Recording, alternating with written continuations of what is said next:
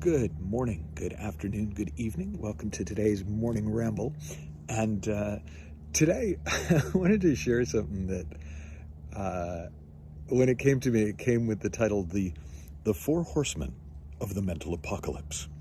And what I am referring to is there are four things that I certainly do to myself that I'm guessing you do to yourself, though it might not feel like you're doing it to yourself, that really mess me up.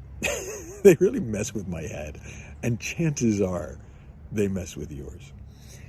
And the way that these four things are normally talked about, that you're used to probably thinking about them, are fear, stress, pressure, and discouragement. And if I told you that you're not supposed to feel those things, you would probably go, oh crap, because I do, and oh God, what do I do about it? But if I told you you didn't have to feel those things, that would probably be encouraging if you believed me at all. Now, where I've got to with it for myself is that the truth is somewhere in between.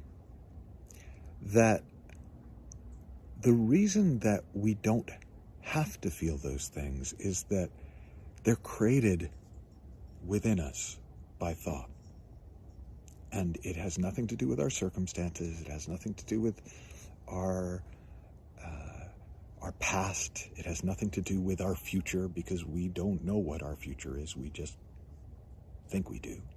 Futures are made up by definition. And so what I suddenly realized was that while living without fear and living without stress and living without pressure and living without discouragement felt like a big job,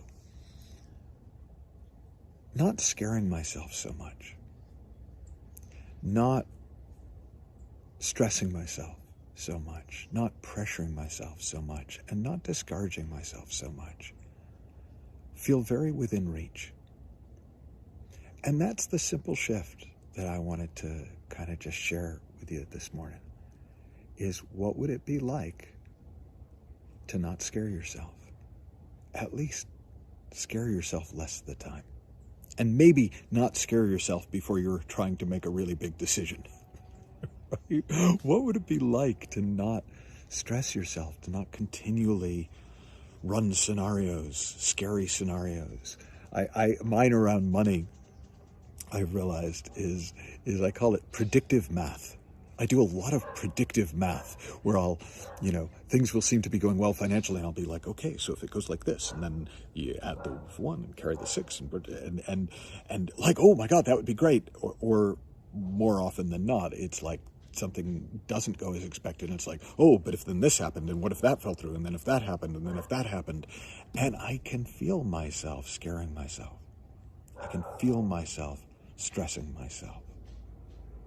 And it just makes less and less sense to do that. Well, pressure I've talked about in some of these other rambles, because I've been, ever since we did the Getting Good at Getting Good program, it's been very much aware of just how much and how unhelpful it is to pressure myself to try and get more out of me. That there's a way to get more juice from every squeeze so that I don't have to squeeze so tight. And so when I notice myself pressuring myself, again, it just doesn't seem like a good idea. And most of the time I'm able to take a step back. And when I can't, I write it out. It doesn't really hurt you. It's just uncomfortable. It just creates tension in the body. It's icky rather than a huge problem to be solved. And then discouragement, again, I've been talking about a lot more lately.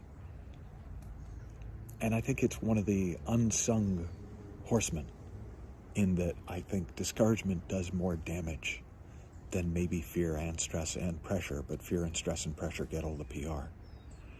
And to not discourage myself, to not spin a story of hopelessness and despair and pointlessness before I go out and make a decision about what I'm going to do or not do, again, just seems like a really good idea. So that's my invitation to you today. What would it be like to not scare yourself, or not scare yourself so much, or when you're scaring yourself, to not get so scared that you're scared because you're scaring yourself, to not stress yourself, to not pressure yourself, and to not discourage yourself.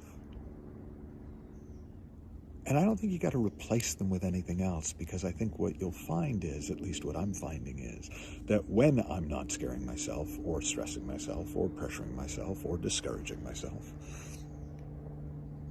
I'm really good. Like, life is pretty damn good from the inside out. And that's what's on offer everywhere.